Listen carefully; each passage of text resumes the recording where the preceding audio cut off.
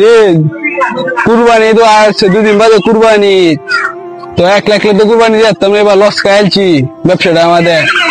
দুজনে মিলে যাওয়া লাগবো, গে দিকে শুরু ভাই নিতে, শুরু ভাই সাথে মিলে তেমনি পারি দিকে গে। প্রতি বছর একটা কুরবানি দেই, এবার তো কুরবানি দেওয়া লাগবো। আচ্ছা দিই গা, আমার তো আর 1 লাখ জনের সামর্থ্য নাই। আচ্ছা দিই গা, বড় ভাইয়ের সাথে নিতে পারি। আরে শুরু ভাই তোর টাইম মিশে গেছে। বড় ভাই আমি তো তোমার দ্বারা যেতেছি ভাই। আমাদের আগে যাইতেছো ভাই, এবার তো আমার তো সামর্থ্য নাই ভাই, তার লেগে ভাই কুরবানিটা দিতাম নিতেছি তোমার দ্বারা। আমাদের যাইতেছো? আমি তো তোর দ্বারা আইসে মানে এটা লাগে আমি কই দিকে শুরু ভাই কইছেন যে কুরবানি দিব, দেখি দিয়ে মিললে তো নিয়ে পারি না ভাই, দুজনে তো হইতো না। এবার গরুর হাটের দাম অনেক প্রচুর, আর 3 জনে মিলে দিই, আর কেউ দুজনে ভাই যে কুরবানিটা দিই। এই গরুর দাম তো অনেক বেশি নাকি? ও ভাই তাহলে চল দেখি আর দুজন নি ভাই।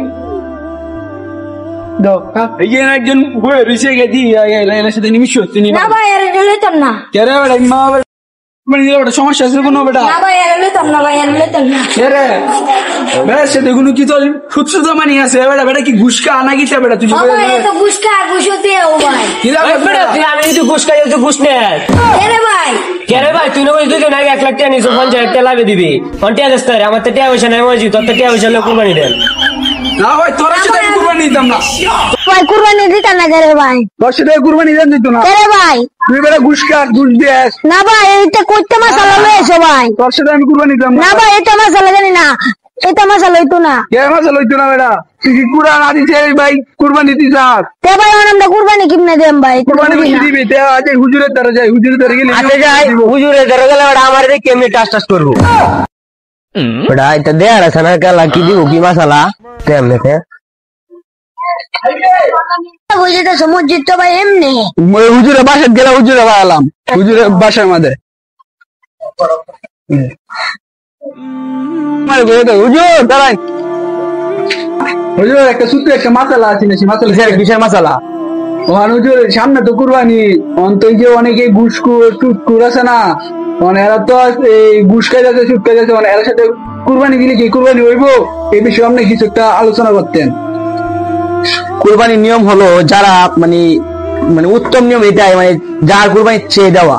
আমি যদি একজনের সাথে মিশে মানে টাকা মিশে যদি কুরবানি দেই, আমার টাকা হালাল আর আপনার টাকা বেহালাল, অনেক টাকা আমার হালাল টাকাতে কুরবানি হবে, তো বেহালাল সাথে যদি টাকাটা মিশে তাহলে কুরবানি হবে না। আর যে সুদখোর যে ঘুষখোর তার 1 নম্বরে কুরবানি হবে না, কারণ তার টাকা হালাল না। আর যে সুদ খায় তার আখিরাতেও অশান্তি, জীবনে পার্থিব জীবনেও অশান্তি। তাহলে যারা সুদ খায় কুরবানি না দেওয়াই ভালো। মানে এরা তো আমি তো জানি না, হঠাৎ করে সুদ খা আর সুদ দিছে, মানে এরা দুজনেই মানে সমান পাপি, যে সুদ খায় সেও পাপি আর যে সুদ দেয় সেও পাপি। আমার দর্শন আমি তো না হতাছি না দিতাম। ভাই আপনারা সুদ সুদ খাওয়া বাদ দেবেন, কারণ এসব ভালো না। এসব যারা খায় তারা তার জীবন শান্তি হয় না। সুদ সবকিছু বাদ দেবেন, কারণ এই সুদ যে খায় তার কোনো শান্তি নাই। আচ্ছা হুজুর, এখন তো বাদ দিলাম আপনার কথা, বুঝলাম সবকিছু বুঝ দিতাম তার নিতাম না। মানে আমার নিচ্ছি আমি না বুঝে বুঝতে চাচ্ছিলাম 1 লাখ টাকা দিতাম, হ্যাঁ আমার আসল টাকা লাগ 1 লাখ টাকা আর 50 টাকা লাগতো না। হ্যাঁ, এই যে সেও বুঝছে আর তুমি তো আশা করি বুঝছো। এরকম কিছু মানে যাইও না, যদি নাও খাও তাও সুদ নিও না, ঘুষ নিও না, বুঝছো? তাহলে এটাই মানবার। এই যে বাইরে দেওয়া দরকার নাই, যে 50,000 টাকা দরকার নাই, তুমি আসলটা বুঝাই দিও। হ্যাঁ যাও নামাজ যাবো এসে। হ্যালো দর্শক, এতক্ষণ যা ভিডিওটি দেখতে তা কেমন হয়েছে অবশ্যই কমেন্টে জানিয়ে দিবেন। ভিডিওটি বানানোর উদ্দেশ্য ছিল যে সামনে কুরবানি, তো হালাল হারাম একসাথে মিলেমিশে কুরবানি দিলে কুরবানি হবে না। অবশ্যই আপনার টাকা যদি হালাল হয়ে থাকে, আল্লাহর রাস্তায় দান করলে অবশ্যই দেখে শুনে কুরবানি দিবেন। তা ভিডিওটি বানানোর উদ্দেশ্য এটাই ছিল। তা কেমন হয়েছে অবশ্যই কমেন্টে জানিয়ে দিবেন। লাইক কমেন্ট এবং শেয়ার দিয়ে আমাদের পাশে থাকবেন, এবং ফেসবুক থেকে দেখে থাকলে ফলো দিয়ে আমাদের পেজটাকে উপরে তুলে দিবেন, এবং ইউটিউব থেকে দেখে থাকলে চ্যানেলটিকে সাবস্ক্রাইব করে রাখবেন। তা ভিডিওটি সম্পূর্ণ দেখার জন্য আপনাকে ধন্যবাদ। আসসালামু আলাইকুম।